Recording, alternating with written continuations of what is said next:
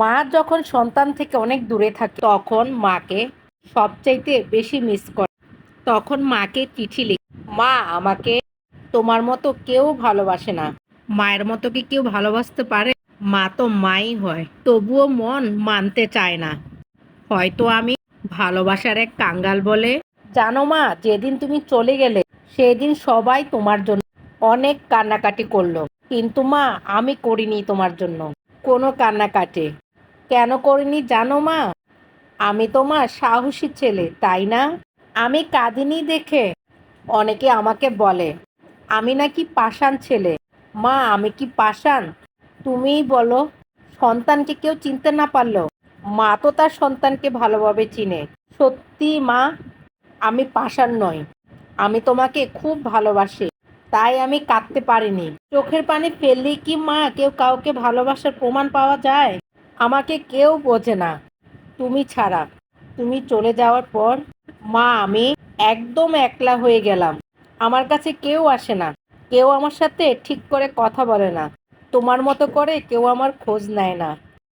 আজ আমি বড় একা, তাই আমি তোমার কাছে চিঠি লিখতে বসলাম।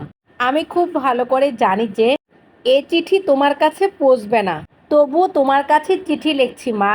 তোমাকে আমি খুব মিস করছি মা, তোমাকে খুব দেখতে ইচ্ছে করছে, খুব ইচ্ছে করছে তোমার কোলে মাথা রাখতে, কিন্তু পারি না, কারণ তুমি তো আমার থেকে অনেক দূরে। তুমি দেখে নিও মা, আমি তোমার থেকে বেশি দিন বেশি দূরে থাকবো না মা। আমি তোমার কাছে আবার চলে আসব, আবার আগের মতো তোমার কোলে আমি মাথা রাখবো, তুমি আমার চুলে বিলি কাটবে। আমি এই চিঠিটা যখন লিখছি মা, বিশ্বাস করো মা, আর চোখের পানি ধরে রাখতে পারছি না। আমার বুকটা ছিঁড়ে পড়ে যাচ্ছে তোমার জন্য। কখন তোমাকে দেখবো? জানো মা, তুমি ছাড়া আমার কিছুই ভালো লাগে না। সব কিছু মনে হয় অন্ধকার, পুরো পৃথিবী মনে হয় শূন্য। মা আমি এগুলো তোমাকে লিখছি দেখে তোমার কাছে মনে হচ্ছে আমি তোমার পাগল ছেলে, তাই না মা? মা আমি ছোটবেলা থেকে জানি যে কেউ যদি কারো কাছ থেকে অনেক দূরে চলে যায় সে নাকি অনেক দূর থেকে সব কিছু দেখতে পারে। তুমি কি মা দূর থেকে আমাকে দেখতে পাচ্ছ?